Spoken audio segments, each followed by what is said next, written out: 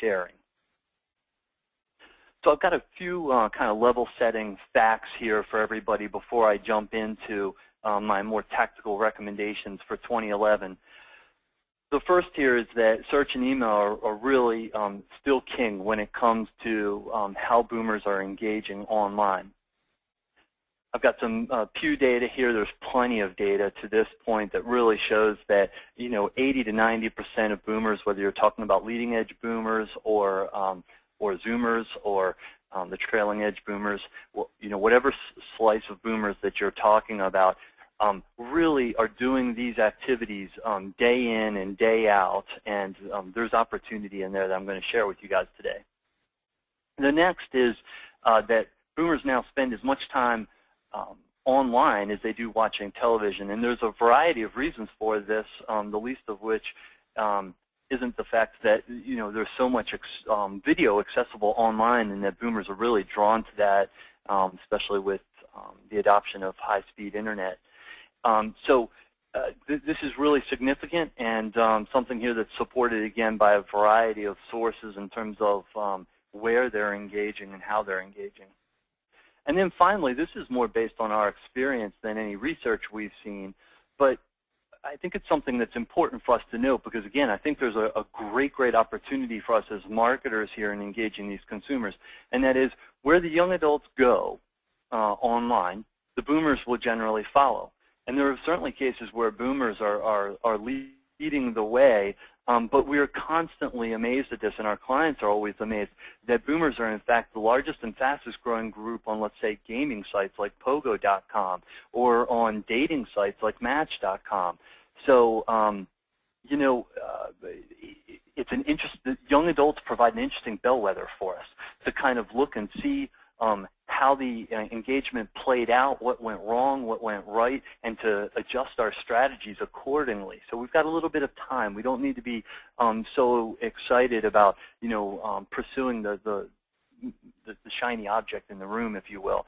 But I would warn you here that just because boomers kind of follow suit with younger adults and maybe just simply lag behind a little bit in terms of where they engage, that's no indication of how or why they engage. That's really important. We don't have a ton of time to talk about that today. Our book certainly gets into that, but that's a big part of it as well. Some data here to support that from a social networking standpoint, for which you can see the trends of 4 different generational cohorts.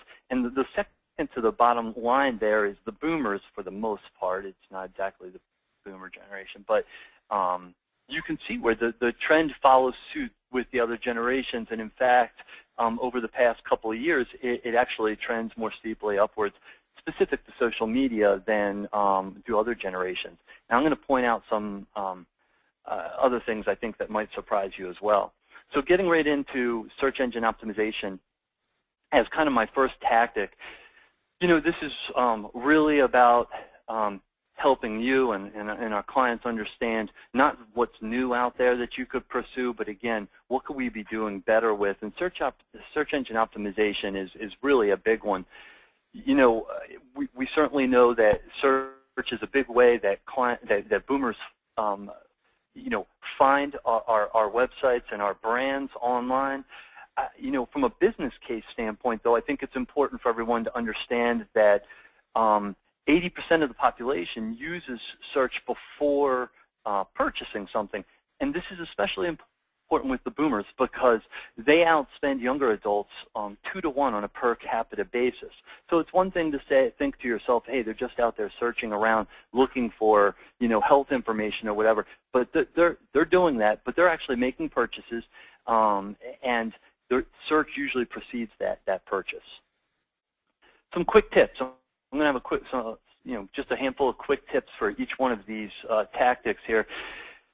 The first is we've really noticed with our own clients and new clients that there's just a wealth of content out there that most brands have that could help these consumers in one way or another process their lives, understand that brand better, and it's not being utilized very effectively. In certain cases, brands kind of hopped on the bandwagon the past year and a half and have thrown up literally their content or figuratively their content online, but there's no real strategy for that. So one of the big things that we're trying to encourage our clients to do is to step back and take a look at the content you have taken online, as well as that which maybe you would stand to benefit from taking online, and figuring out what's the beginning, middle, and an end to that content. How does that play? Where does it move? And how can we do that in alignment with what our SEO goals are, search engine optimization goals? Next tip is to remember that there are sites out there, search engines out there other than Google, and Google is certainly the big one, but increasingly for our consumers, Bing is very influential search engine. Beyond that, people are doing natural language searches specific to brands on Facebook now, our consumers in particular, and YouTube, which is the second biggest search engine out there. So we need to make sure that we're optimizing our content for those search engines as well. We need to remember with our consumers to optimize for the brand. So it's very common for a boomer consumer, even if they know the brand, even if they know a specific URL, to type that into their favorite search engine to get back to it. And many times people have a content strategy, an SEO strategy, that fails to remember their own brand names and so forth in terms of optimizing for those. And then finally, this is a really important one, include SEO optimized video in your overall strategy. This can be really powerful. One of the things that you really have to do with a boomer consumer, I would say an older consumer increasingly over younger consumers, is make that emotional connection right off the bat. Video does that in a very strong way, but video is also being seen increasingly as a more credible source of content, especially when certain tactics are used from a search engine standpoint. If anybody's interested, we actually have a blog post that will be going up next week that's going to be talking about how transcripts, subtitles, and so forth, along with your video, can really help a boomer consumer, both from an assistive standpoint and from the sense that they might be looking for video from work and so forth, or they might have trouble simply hearing the small speakers or have their laptop open in front of a television, but also from a search engine optimization standpoint. So that's SEO. The next is email. Email is just really an incredible opportunity in the coming year for a couple of reasons. The first is that email adoption and usage is actually going up for boomer consumers at a time when it's going down for younger adults. And this data doesn't reflect that really eloquently, but that is the reality of the situation. At the same time, we have marketers just generally getting bored with or not seeing the luster in using email as an effective marketing tool. So there's a great opportunity there. From a business case standpoint, as marketers, regardless of the generation that we're focusing on, we need to all know that email is still a top ROI opportunity for which there's a variety of numbers out there, but it's estimated that for every dollar you spend as a marketer invest in email, you can expect to see about $43 returned for that. So that's something we need to keep in mind. My tips with regards to email include that we really need to take a storytelling approach to our messaging. We see with our clients and prospects alike that aren't receiving the engagement that they would like from email, that really what they've done is kind of put their email programs on autopilot and started writing the copy from a very left brain kind of an approach, and some simple personalization. I'm not talking about just putting somebody's first name in there, but in terms of the nature of the copy can make a really big difference in subject lines and so forth. One that might surprise you is we really need to be optimizing for mobile, and we're not going to get into mobile today, but my two suggestions are, before you get too hung up on developing mobile apps, really make sure that you have a mobile version of your site ready, as well as a mobile-friendly version of any email that you put out there. The next is to inspire sharing on a topical level. So this is really important with our consumers from the standpoint of they are much more inclined to share a story or an offering that you have in an email newsletter, let's say, if they can share it specific to that story or that topic as opposed to the whole email. So this is something relatively simple to do that more progressive email tools are capable of doing. And then lastly, my biggest recommendation for you is to consider appending your list.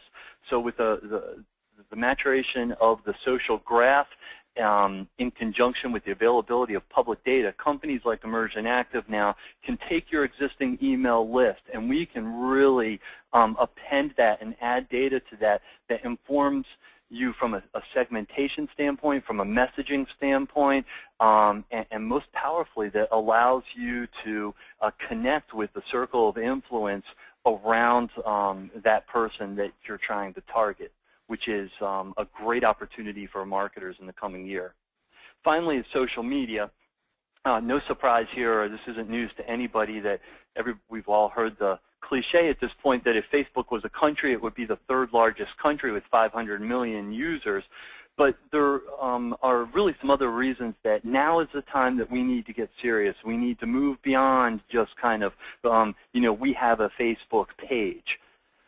To build on that a little bit, something that I think should get everybody excited, if you take a look here, you can see the increase in social media adoption across all these different age groups. And while younger adults and youth still dominate in terms of overall usage, you can see that exponentially the increase for adults 50 plus just blows it out of the water.